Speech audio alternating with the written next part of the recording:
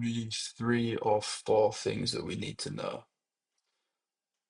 One of them is going to be that the probability of A is equal to 1 minus the probability of not A.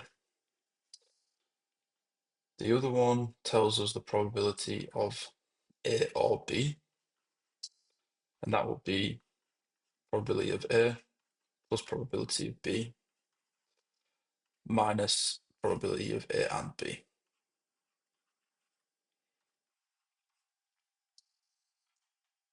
The third one is called the inclusion-exclusion principle, which is that the probability of not A and not B is equal to 1 minus the probability of A or B. Right, and we know this from up here. And then finally, the probability of A and B plus the probability of A and not B is equal to the probability of A. So let's try and draw these out. So I think the first one is, we already understand that one. The second one, we're basically asking what's the total area of the circles for A and B. And then the probability of A would be everything in green. The probability of B would be everything in pink. And then we minus the probability of A and B because we've counted this middle bit twice. So we remove one of those. So the probability of A or B is everything inside both of these circles like this. Now next, the probability of not A and not B basically just means that we cannot be inside either of these two circles. So we do 1 minus everything inside the two circles, and that gives us everything outside the two circles. So everything that's left in white here. And then finally, this one is maybe the hardest one to understand when we first see it, but let's see what it means. So on the left, I've got A, on the right, I've got B. So the probability of A and B is this central bit here in green. And the probability of A and not B is, well, I'm allowed to have A, but I'm not allowed to have B. So that's this bit in purple. And then we can see that if we add these two together, the green and the purple, we just get the probability of A, everything inside the circle for A. So these are the 4 main identities that we're going to need to use and to understand. I think the best thing to start off with doing is just list everything that we know. So all the information that we're given in the question. And then from that, we can then work out a few other probabilities really easily. So we're told the probability of not A is equal to 0.36. So that therefore means that the probability of A is equal to 1 minus 0.36, which will be 0.64. And then we're told the probability of B is 0.44. So that's going to mean the probability of not B is 1 minus that, which will be 0.56. And then finally, we're told the probability of A and B is 0.27. So let's start off with part A, the probability of not B. We already know that, right? Because we've already written it down, 0.56. Now the probability of A or B, we go back to here and we use this identity here. So A or B is A plus B minus A and B. So the probability of A is 0.64 from up here, plus the probability of B, which is 0.44, minus A and B, which is 0.27. And that comes out as 0.81.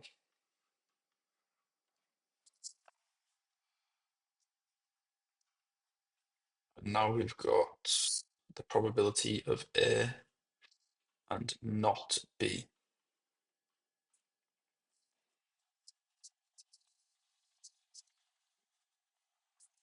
So for this one, we use this equality here because I know the probability of A and B, I know the probability of A, and I want the probability of A and not B. So the probability of A and not B is equal to the probability of A minus the probability of A and B. And if I just quickly draw out what that means, so A and not B is everything here. The probability of A is everything here, minus the probability of A and B. Well, that's this central bit here. So we just take this full circle, take away the bit that's related to B, and then we're left with just the bit that's related to A and not B. So we know these numbers, we know that the probability of A is 0.64, and we know that the probability of A and B is 0.27. So our answer should be 0.37. And then finally for part D, we've got the probability of A or not B. And this is going to be, well, we can go and use this formula again, except instead of A and B, we use A, B prime, not B. So we just rewrite this formula. It's going to be probability of A plus probability of B prime minus the probability of A and B prime. Right, B prime just means not B. And we know what all these numbers are because we just worked out the probability of A and not B. So that's going to be 0.64 plus 0.56 minus 0.37, which is 0.83. So once again, we'll just start off by rewriting everything we're told. So it's not C or D is 0.65. Right, let's just take a second and look at this. So this means either not C is true or D is true. And then we've got probability of C is 0.53. And from that, we automatically know that the probability of not C, let's see, that should be C prime, is 1 minus that, which is 0.47. Similarly, we know the probability of D, which is 0.44. So we know the probability of not D is 0.56. Now we want to find the probability of C prime and D. So we go back to our list of equalities, identities, whatever we want to call them. And we're going to use this one here because we want this. The letters are now C prime and D, but it doesn't matter. We want the and, we have the individuals, and we have the or. So we use this equality here. So this is going to equal P of C prime plus P of D minus P C prime or D. So that will be 0.53 plus 0.44 minus 0.65.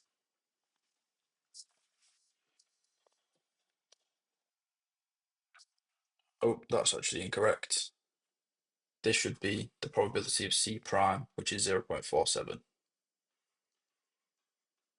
accidentally wrote down the probability of C. So 0.47, 0.44 minus 0.65 comes out as 0.26. Part B, we want the probability of C prime and D prime. And this is equal to, let's see.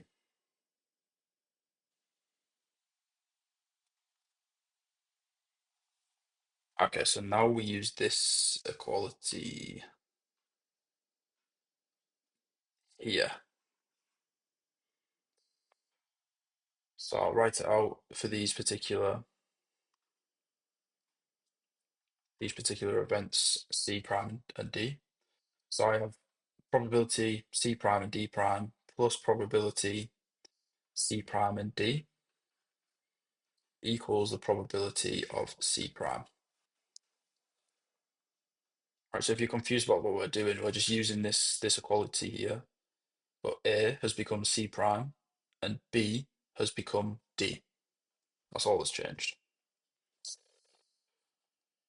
Right, and the reason that we've done this is because we know what this value is. We just worked it out here, and we know what this value is. So we can rearrange it to get this value here. So P of C prime and D prime is going to equal P of C prime minus P of C prime and D. Right, so we just rearrange that equation. P of C prime is 0.47. P of C prime and D from the last part was 0.26. So this should be 0.21.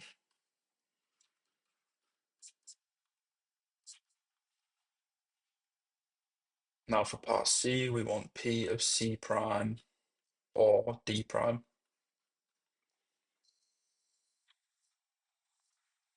Now for this one, we go and use this equation again, but we just rearrange it.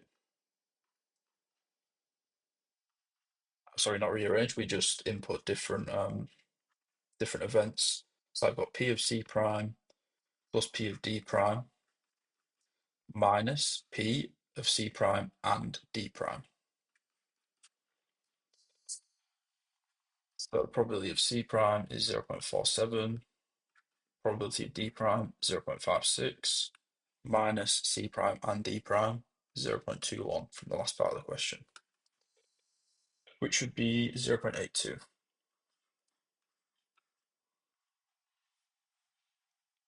All right, and now finally, we're going to use the inclusion-exclusion principle, which is that the probability of C and D is equal to 1 minus the probability C prime or D prime, which is going to be 1 minus 0.82, which is going to be 0.18. So that last question was looking at events which are not mutually exclusive, which means that they can both happen at the same time.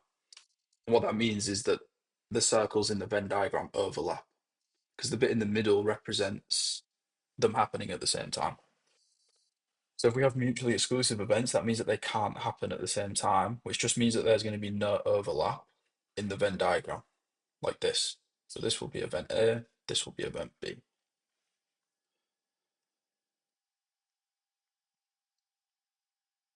So let's have a look at this first question.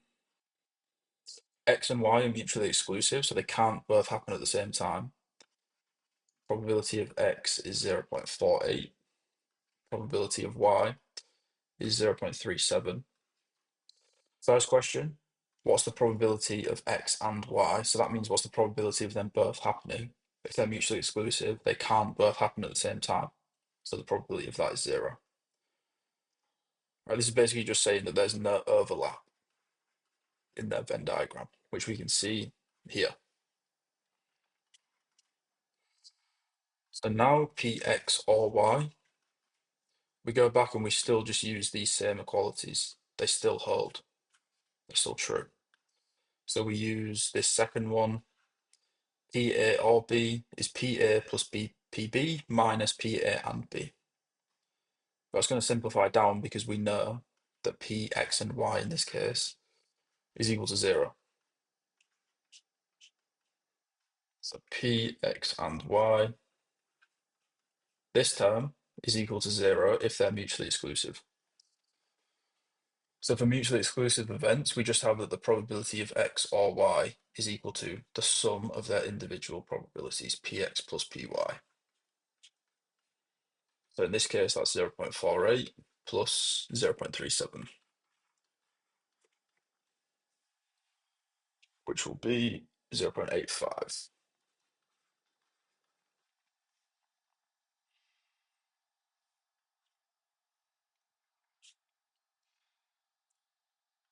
Now for the final question, we use the inclusion-exclusion principle. So p, x prime, and y prime is going to equal 1 minus p, x, or y, which will be 1 minus 0.85 or 0.15. All right, now we're given a slightly more complicated situation, which is where we have three different events. So the probability of L is 0.28, probability of M is 0.42, probability of N is 0.33.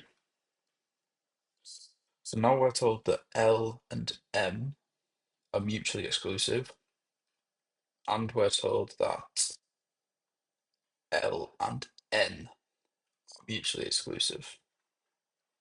Right, so that means that L and M and L and N as pairs cannot happen together. But we're told that M and N can happen together because we're told that the probability of M and N is 0.16. So let's just draw what's going on just so we can see. So M and N can happen together, so they have overlap. But L has no overlap with either of them. So this is what the Venn diagram looks like.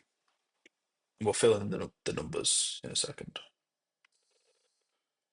The probability L or M, because they're mutually exclusive, that's just the sum of their individual probabilities. PL plus PM, which is 0.7. For B, PL, or N, same argument, just the sum of their individual probabilities because they're mutually exclusive. That's 0.61. So now for part C, PM or N. So because these two are not mutually exclusive, their intersection is not zero, so we need to include PM and N. So we'll have 0.42 plus 0.33 minus 0.16, which should be 0.59. And then finally for D, we've got P, L, and M, and N. So this means L has to happen, M has to happen, and N has to happen. So that means that we would want all three Venn diagrams to overlap, so that the central part where all three overlap is when this is true. But because they don't overlap, this is zero. Right, it's impossible for L to happen and for M and for N to happen at the same time because there's no overlap.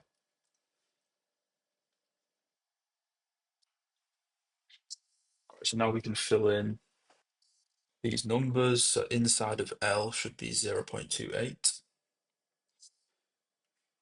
M and N should be 0.16. M should be 0.26. And N should be 0.17. And then outside we should have 0.13. So we have something different in this question where we're now talking about independent events. So these two things can happen at the same time, but they don't influence each other at all. Whereas in the previous questions, the two things could happen at the same time, but they could have also depended on each other. Right? And the rules for independent events are that the probability of them both happening is equal to their product, the product of them happening individually.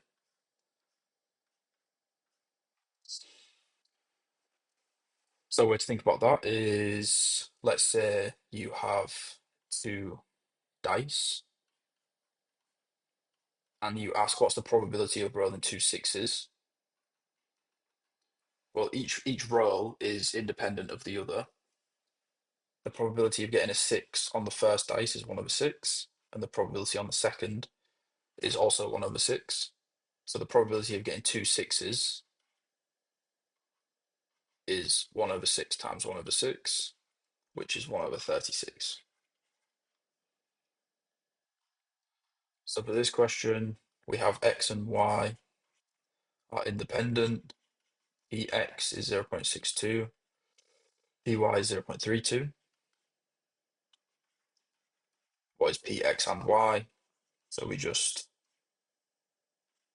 uh, find their product. So 0.62 times 0.32. And that will be 0.1984. A similar idea now, we're now told that the probability of A and B is 0.45. We're told that the probability of not B is 0.25. So whenever we're given something like this, let's work out the opposite. So probability of B is 0.75. And we want to know the probability of A. Well, we know that the probability of A and B is equal to the product of probability of A with probability of B. So we just rearrange this to get the probability of A by itself. So that's the probability of A and B divided by probability of B,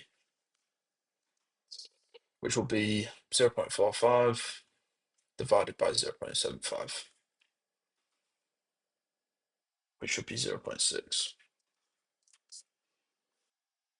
Right, now we have 3 independent events, and we are told the probability of x is 0.84, probability of y is 0.68, and the probability of z is 0.48.